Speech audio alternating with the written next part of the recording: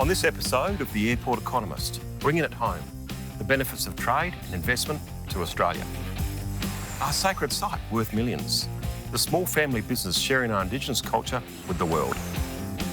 Plus, bringing technology to the farm, drones helping cattle farmers muster in rugged terrain.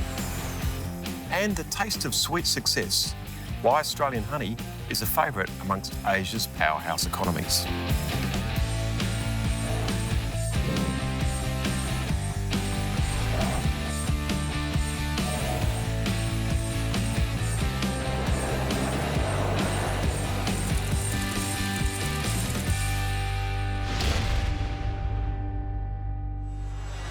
G'day, I'm Tim Harcourt and welcome to this special edition of the Airport Economist from the Red Centre.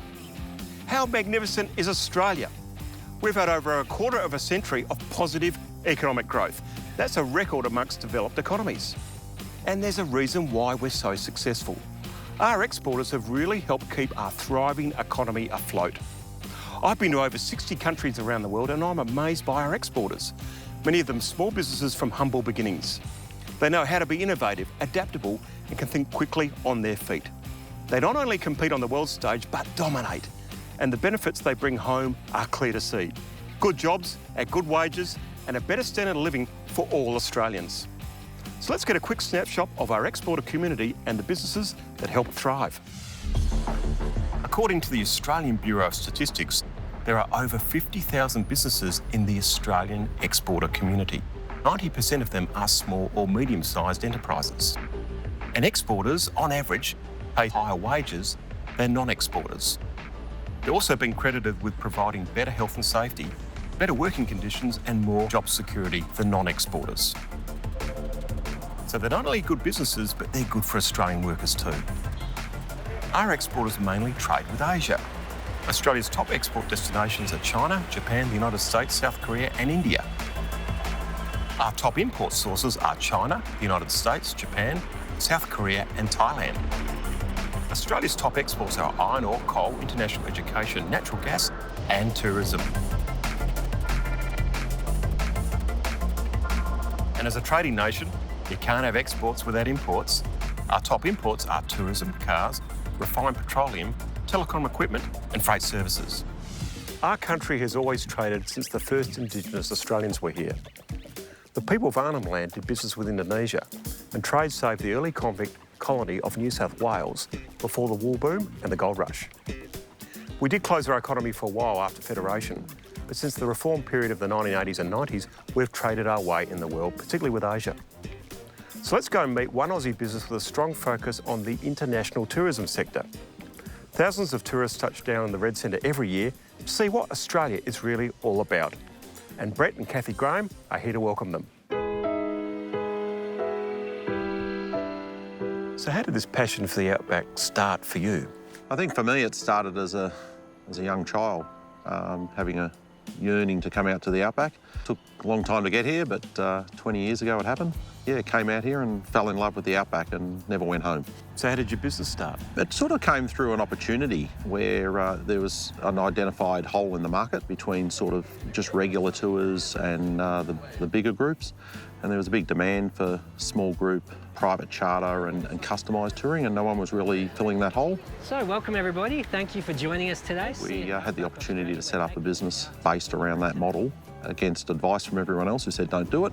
We said we're going to, and 10 years later here we are. So it's very much a family affair? Absolutely. Myself and my wife and my two kids, we started the business 10 years ago from scratch. Everyone's been involved in it up to current. Our kids are still involved in the business, more on a management level and marketing level now. And myself and my wife are still running the business. So what's the mix between international and domestic tourists? We generally sit around the 70% international and around about 30% domestic on an average year. So where are you seeing most of the overseas visitors come from? Our two biggest feed-ins from the international sector are US and then England, followed very closely by the rest of Europe as a whole. So that makes up the vast majority of that 70%. So I had the honour of meeting Sammy, one of the traditional owners. Can you tell us about the Indigenous cultural component of the tours? Yeah, absolutely. I think You know, one of the big parts of Uluru is its Indigenous perspective. We've been privileged to be able to work with Sammy. We've known Sammy for 15 years and we work together a lot with Sammy and his family. And it provides employment opportunities for him and his family and the community at large. But then it also provides that first-hand contact experience for guests coming from all over the world. And we work very much as a partnership, back to the old handshake agreement. And we all just get along and work together and get on with the job. I love the desert. I'm from the desert. And it's a very important place for us. Do you think the visitors that come, they want to see the rock, but they want to meet you? They want to learn from the people? Yeah, that's why I love to do it too. I've never been to school, but I teach visitors in the world. They come, but I teach them. Yeah. But I learn myself. Yeah. And I want to tell you, I'm a teacher. So do you think that has positive benefits for the local Indigenous community? Absolutely. It gives the younger people in there opportunities to form a career path that they may not have thought about. Tourism is on the doorstep, so there's lots of employment opportunities. And we have a lot of the Indigenous kids from all around the Central Australia come and do work experience with it and have a try. And we've been quite successful in the past with some of those choosing tourism as a career, even back in their own community. So I think it's all about opportunities, and if everyone can seek out opportunities there, then the doors are open. So what are some of the challenges? Is business getting harder or easier than it was 20 years ago? It's challenging. You know, remoteness and distance are our biggest challenges. Everything you need has to be shipped in, so to speak, including staff. So, yeah, those challenges of distance are a big thing to get your head around. But once you get your head around those and get processes in place, then it will flow. So that certainly is a big challenge. And then getting people who want to come out here and be passionate about the Outback and showcase Australia to the world, and especially Uluru, trying to find those people can be a bit challenging sometimes. Beautiful, isn't it? Yeah, it's a little bit dry at the moment. You know, the water at the moment, the water levels are quite low. In your own personal philosophy, what aspect of Australia do you want to show to the world? For me, it's Central Australia, and it's not just Uluru. Uluru is the draw card. It's absolutely the tourism destination, but there's so much more out in Central Australia than just Uluru. And I think the Central Australian desert and landscape is, to a degree, very much untapped and untouched from a tourism point of view. And these unique experiences that are out there with communities and Indigenous people are just sitting there waiting to be had. And I think that's a fantastic opportunity for everyone, including tourists who want to do something outside of the normal. Coming up, rising demand for Australian honey creates an export buzz. Queensland is home to nearly half of Australia's beef cattle, and Rockhampton is its epicentre. The vast majority of the herd has Brahman blood. That's because these beasts thrive in harsh tropical environments. So Rocky is the perfect place to breed them. It's estimated that beef exports are worth $8 billion to the Australian economy each year. So let's go and have a chat to a cattleman making it all happen. Well, it's great to be here, Ash. This is a massive property. How big is it? Oh, it's about 6,500 acres, Tim. Wow. Yeah. And how many cattle? Oh, we'll run around 1,000 head here. So it's very dry, very hot. Yes. In this part of Queensland. Doesn't seem to bother the cattle. They're used to these conditions, so they survive and thrive in the tough times, which is obviously a drought at the moment. As long as there's enough feed in front of them, they'll do well. Come on. Get ready for your new paddock. Come on. So tell us the story of Rockley Brahmans. How did the business get started? Well, my grandfather, he started it back in 1954, our Brahman stud started. So he started on the land when he was very young and then passed it down to my father, who I'm working with at the moment. He's in his 60s. Well, you've got 3 properties now. So how do you and your father, Chris, divvy up the work? We have different roles and responsibilities, and I look after our place at Mara, and Dad sort of takes care of here. And we do the cattle work, that we both help each other when needed. And yeah, we have another little place at Banana as well, which we got a caretaker on that sort of keeps an eye on waters and things for us. Where do you export to? We target the European Union market, which normally pays a premium, which we aim for, so we can turn them off as early as we can and get the best money we can for them. They generally go into teas and into Rockhampton, the abattoir there, so it's nice and close and handy and it works well for us. So is Europe a pretty good market? Yeah, they do love Aussie beef. It's clean and green, and we've got a good reputation as having a great product. There's a bit of talk about a free trade agreement between Australia and the European Union. Do you think that would be helpful? Yeah, I certainly think so, yeah. If that premium's there and the demand's there, then we turn a lot of beef off, and especially in this central Queensland region, so I think it'd be a great thing, yeah. So what makes your meat so popular in Europe? Everyone loves a good steak and veggies. And the quality, I guess, is good. That's right, yeah, I think so, yeah. If the product's good and they like it, they're happy to pay for it, then they'll buy it. You've been trying something new lately, using drones to muster the cattle. How's that been working out? Oh, just from interest, yeah. We like to try anything new, innovations coming along, so good opportunity to buy one and have a bit of a play, and keeping an eye on that space, I suppose, with how the drone's developing and how they've been used. And obviously always looking to save on costs and labour. It's interesting. I like to have a play and see how the cattle work and what can be done. It's ever evolving, so there's still a fair way to go with it all. But I think as time evolves, they'll have their place. Come on. So, Ash, what would be your average day on the farm? When do you get up? Oh, we're up around the 6 o'clock normally. Oh, not too bad. It's pretty dry when we're flying into Rockhampton. Yes. But how do you cope? You have floods, you have drought, cyclones? Yeah, we become quite resilient. You just deal with what you can control, and yeah, obviously you can't control droughts or floods or cyclones. So we manage the best we can, and help each other out. And say if we're in drought here and not drought another property, we're lucky we can swap cattle back and forth. So do you feel very much part of the Rockhampton community, even though you're out here on the property? Yeah, we do a lot of business in Rockhampton, and Dad knows them and they know me through Dad. And when you're around in that community for a fair while, you get to know people and within that business, and you can call on someone to help you. If you need a part or need something, they can normally help you out. So yeah, it is good to have people to call on that you know, and yeah, through generations of other business in Rockhampton. A lot of them are family owned as well. Do you think you could have been anything else but a cattleman? Could you see yourself being an astronaut or? No, I couldn't have. No. This is it. Yeah, I went away to boarding school, and sort of there's an opportunity for me to come home, so I sort of took that with both hands. I could have got a trade if I would have liked, but there was room for me to come home, and plenty of work here for me, so that's I was very fortunate to be able to do that. Through you go. Come on. You're the boss now, right? Yeah, I'd like to think I am in a little bit. Dad might have a different thing to say, but no, we work together pretty well. We've got a little bit of succession planning to do along the way, but we do big days, but we're normally pretty flexible. We can work around family time and have our holidays and breaks and just get that good life balance is the main thing, the key for us.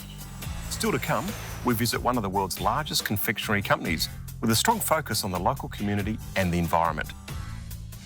Trade has been one of the biggest anti-poverty programs the world has ever seen. The number of people in Asia living below the poverty line fell from over 40% in the 1980s to less than 10% today. Just look at South Korea compared to North Korea and the success of China. As incomes rise across East Asia, demand for premium quality food is growing. That's terrific news for the Australian honey industry, now worth over $100 billion. This is where you'll find some of the sweetest honey around, Tasmania. So tell us your story. How did Australian honey products begin? I was only a young fellow in my early 20s, just got married at 23, and I was renting a flat like everybody else does, and I thought, well, how can I create a business so that I can move it when I eventually buy something? So I started beekeeping. So did you have beekeeping in your family?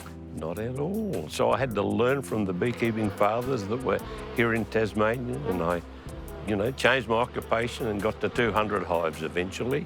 So where do you export to? Just about every country, bar the US. I haven't gone there yet, but everywhere else in the Trans-Pacific and Asia, Europe, just about everywhere. So when did you start noticing that high demand from Asia? 40 years ago. 40 years ago, and I just started trying to export, so I actually went over there. I went over there with honey meads and with honeys. And to my horror, I found when I got there that the import duties for South Koreans was 300%. So I didn't get any contracts with that. But I went there because the Australian government was offering a exporters incentive program. So the export incentive program was that if I could have exported to a country, they would give me an extra 15% bonus. So that's what attracted me to try and start exporting. Have the free trade agreements helped you? My word, they have. They really made it cheaper for our customers to buy our products. It was 25% and now they're reducing. With Japan especially, it's down now to 11%, 11.5%. And more importantly, the quotas are going to increase. So that'll make it a lot easier for Australians to send honey to Japan. Tell me your average day as a beekeeper. Pretty long hours. Yes. Because you see, we have to get up early in the morning. Yes. 4 o'clock in the morning. 4 in the morning? Yeah, and on the road at 5. Yeah. To get to the beehives before the bees start flying. How do you think exports and tourism help Tasmania? Oh, they really go hand in hand together. We can export our knowledge and various things, and tourists are wonderful for us. We can't get enough of them. We have so many cruise ships come into our great harbour in Hobart, and, you know, it's just wonderful. So what do you love most about the life of a beekeeper? It's the perfect life. It is perfect. And everybody like us. We do wonderful things, and we're the most important cog in the wheel. We're responsible for pollinating so many crops for other industries, other farmers, orchardists, seed farmers, and even the people who grow stock and everything. We do lots and lots of clover and lucerne, which are seed stocks, and we pollinate all of that. It's a wonderful thing. Every day I can't wait to get up to go beekeeping. And the best thing is when you put bees into the rainforest to get the leatherwood honey, and you go past a few days later and you can't wait. You've got to lift the lid to see what's happened. And sometimes they're full, absolutely white combs full of honey, and it's the most wonderful feeling in the world. A little later, from one Aussie icon to another, we visit the home of Akubra hats, a family business that's been around for 130 years. It's become world famous.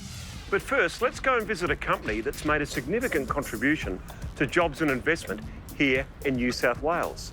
Ferrero makes household favourites like Nutella and Tic Tacs at its factory here in Lithgow. Apart from being specialists in sweet treats, Ferrero feels it has a social responsibility to uphold as one of the world's largest confectionery companies. The story of Ferrero is interesting. It goes back to a patisserie in 1946 in the town of Alba in the region of Piedmont in Italy. And from those humble origins has grown to be the third largest confectionery company in the world. Sales of over 10 billion euro, over 40,000 employees working across 55 countries, 23 manufacturing facilities, and in fact 3 of those being social enterprises, which are known as the Michele Ferrero entrepreneurial projects, and they operate in Asia and Africa. So why did Ferrero decide to set up a plant outside Europe? Well, it's interesting because actually here we are in Lithgow today, and this was the first factory actually established outside of Europe by Ferrero. And Michele Ferrero, I can't speak for the man's genius, but he liked the regional locations for his factories. Climate is obviously very good for us with it being a confectionery manufacturer here in Lithgow. And it was this association with being in a town. Alba is a town of 30,000 people. So here we are with a strong regional presence here in Australia. So what are Ferrero's core business values? Ferrero has some very strong values and they actually run throughout the organisation. We talk of words such as loyalty and trust. And that can be embodied in Ferrero terms by thinking of the relationship between you as a producer of great products and your consumer. And there's a mutual relationship that I'm expecting this product to be really, really good. And there's a trust relationship, and this is where we talk about with loyalty and trust. The second thing we talk about is respect and responsibility. We talk about respect in terms of to people and to planet and the responsibilities that go with that. In fact, we have our corporate social responsibility report that outlines all of those commitments that we're working in those areas. We talk about integrity in how we operate. We talk in terms of entrepreneurship, and the story of Michele Ferrero is a remarkable one. His visions in the way he thought and worked cascade through the organisation, as does the other principles, which are a passion for research and innovation, and also this creed, this principle of work, create, donate, which sounds much better in Italian, lavorare, creare, donare. Ferrero is one of Lithgow's major employers, and there's plenty of work to go around. We also make the iconic Tic Tac, Yeah. which is a big brand around this area. Yeah. And if you put the Tic Tac on the floor, it would stretch all the way from Sydney to Dubai in terms of the length, 12,000 kilometres. That's a lot of Tic Tacs. Managing Director Chris Blackwell credits the long tenure of staff to Ferrero's core business values. We recruit about 100 to 150 people, depending on the type of the year. We have a great workforce here. I've been here a year now. We look after our workforce very well. Our length of service is about average 10 years. Yeah. We even have one person, Caroline Luca, who's literally in Alba now, Yeah. been here 40 years, Yeah. and has had the pleasure of going to meet Giovanni Ferrero to shake his hand for long service. So do the free trade agreements with New Zealand and Asia assist your operations here in Lithgow? They will be doing, for sure. As all of the on-costs associated with importation and movement of goods both ways, as we're also sending product out as well as bringing product in, and all of the associated materials that we work with, absolutely. The benefits of free trade and being able to do business as efficiently and effectively as possible in this region can only make us stronger. So you've been concentrating on reducing the environmental footprint here in Lithgow. What about the rest of New South Wales? Well, that's true. We're reducing the environmental also impact, the fact that here we are in Lithgow and we use Australian sugar and Australian milk in our Australian-made Tic Tac and Australian-made Nutella. And we're actually creating a new hazelnut industry here in Australia in the Riverina, just out of Narrandera. And the story of that is really interesting in that, yes, Ferrero, I think it would be fair to say, is the largest user of hazelnuts in the world when we talk Nutella and Ferrero Rocher.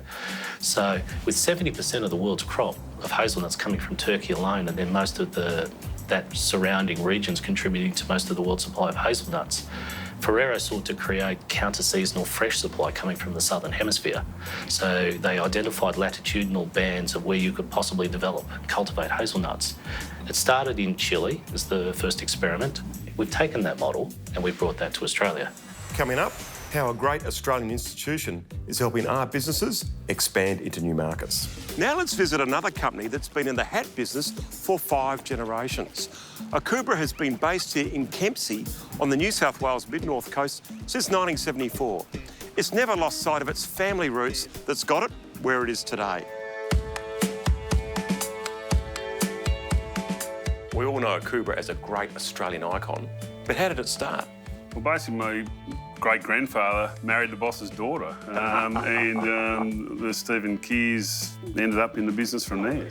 My great-grandfather was a hat maker, and the company went from being a fur-cutting plant to a hat-making company and moved to Waterloo in Sydney. And the rest is history. Yeah. So how many people does the factory employ here in Kempsey? 107. That's up from about 83 3 years ago. So we've been really busy, and we're actively recruiting at the moment. And basically, like, this is all the Akubras ever made in the world. It's made in... Yeah, they're all made here in Kempsey, yeah. It's the only factory we've got where a lot of people ask where are your other factories, and we don't have one. This is it. So you've been around for 5 generations. Where would you like to see Akubra in the next generation? I'd like to see Akubra hats being worn everywhere for every sort of person possible. I think we're starting to branch out into some other products just to test the market and see people. A lot of people say they might like something that's a bit cheaper than one of our hats. So we do belts and bags and things. A lot of people may not want to wear a hat, and that's their choice. But ultimately, we might end up being a hat company for not just fur-filled hats. We could be all sorts of different hats. But at the moment, we're having enough trouble keeping up with fur-filled hats. The younger generation will come in and they'll have some new idea and run with it, and hopefully that'll work. You don't see many Aussie farmers without an Akubra, so your hats have been pretty synonymous with the man on the land. Well, it is, and they're our biggest market. Like Queensland, then New South Wales and then Victoria are our 3 biggest markets, and the rural areas in those markets are our biggest market by a long way. That's traditionally been our market, and it still is today. What are your other target markets? Well, interestingly, the city market's sort of taken off a fair bit for us. We're in surf shops and things now, which we never were. We could never get into a surf shop, and now we are. I put a lot down to that, the social media. We've got 65 or 67,000 followers on Instagram, and there's a lot of young girls and young guys wearing hats. We were worried 10 years ago that no one in that generation would understand or know what Akubra was, and all of a sudden it's taken off, and I'd purely put that down to social media. And the community has given back to Akubra as well. Oh, Kimsey's been fantastic to us, right through and through, everywhere. When we've had things on, people have supported it. Well, a few years ago now, we had the Guinness Book of World Records, and most people wearing an Akubra hat at any one time in the one place, and we got 3,500 people turned out in Kimsey to do that. So what does it mean to be Australian to you? We make something, we're made by Australians. We're a manufacturing organisation, which is it's a dying industry in Australia, manufacturing, and we're keeping it going. We supply the military, we supply slouch hats in the world wars, so it just makes us proud to be here and proud to do what we do. Our exporters are spread far and wide over the length and breadth of Australia. But as we've found out, it doesn't stop them from doing business with the world. Australia Post helps a lot of exporters overcome the tyranny of distance and do business with ease beyond our shores. Let's catch up with Australia Post Chief Executive, Christine Holgate. So Australia Post is not just about sending parcels overseas. What other services do you provide SMEs? Australia Post offers many different ways that we can help small businesses. People often don't know that 94% of passports happen right in Aussie Post. And of course, we help many small businesses with foreign exchange. Western Union is a way that we partner with those and we enable money to transfer between the different markets as well. But we also offer businesses in Australia the opportunity to go onto our platforms, like our platform with Tmall going into China or into Singapore with Lazada or into Indonesia, which gives them a chance to test those markets. We also have a capability that for a business in Australia, if they're doing e-commerce internationally, we now have an opportunity to help them have a returns policy. That's really important because often when a customer is buying from overseas, they wonder, well, if I don't like it or it's not what I quite wanted, how do I get my money back and how do I return it? And that's actually a really important step in the development of e-commerce internationally. So what happens if you're a business in a remote location like Uluru? How does Australia Post streamline their operations? Often people think about the opportunities for Asia or even for e-commerce as something that's really just for Sydney and Melbourne. It couldn't be further wrong. If you looked at the top 10 fastest growing e-commerce markets of Australia, you'll be surprised to know that 7 of them are what would be classified as rural and regional. Toowoomba is up there in the top 3. Who would have thought it? But, you know, that really just proves the point that there's a couple of things happening in rural and regional Australia. One, you've got these fantastic, great Aussie businesses really growing. It's the home of innovation, the home of small business. But secondly, you've got an increasing changing population. So up in Toowoomba, the university there, it's got a big agricultural college, really interested by ASEAN markets. So you've got a lot of ASEAN students there. So you can actually see this benefit of having local knowledge and resources out in country Australia. It's awesome. So do you provide unique services to businesses in rural and regional Australia? One of the wonderful things about Australia Post is that we are the only business that still visits every home and every business. We're right out there in country Australia. Your post office is your last waving flag. So we play a really important part of those economies. We're visiting those farms. We're in those towns. We're the place where they come in and do their banking. We're the place where they come in and send their money. We're the place where they come in and get their passports. There's many different things that we do in those small towns of Australia, which is really, really unique. And it's all about helping Aussies communities thrive. And that's what we're about. We're owned by the 24 million people of Australia. So what are the main barriers to Australians going international? Do you think it's formal barriers like tariffs, or is it just psychological, the knowing you've got the capacity to give it a go? There are several different things that I think will act as an inhibitor for Aussie businesses exploring this terrific growth opportunity. You just look out there and there are all these different languages, all these different markets. You know, you get to Jakarta and there's all this different traffic, and it just looks so different. It looks overwhelming. And for me, that's why initiatives like the ASEAN single window are so powerful, because they're taking that complexity away for Australian businesses. We've got such great growth here in Australia. It's such an amazing country that sometimes it can make us rest on our laurels a bit too much and not go out there and grab hold of a bigger opportunity. I don't think Aussies lack any imagination. I just think it's pretty fantastic here. But their businesses could be even more fantastic, growing in Southeast Asia and opening up to the world. I've really been inspired by the Australian exporters we've met, and I hope you have too.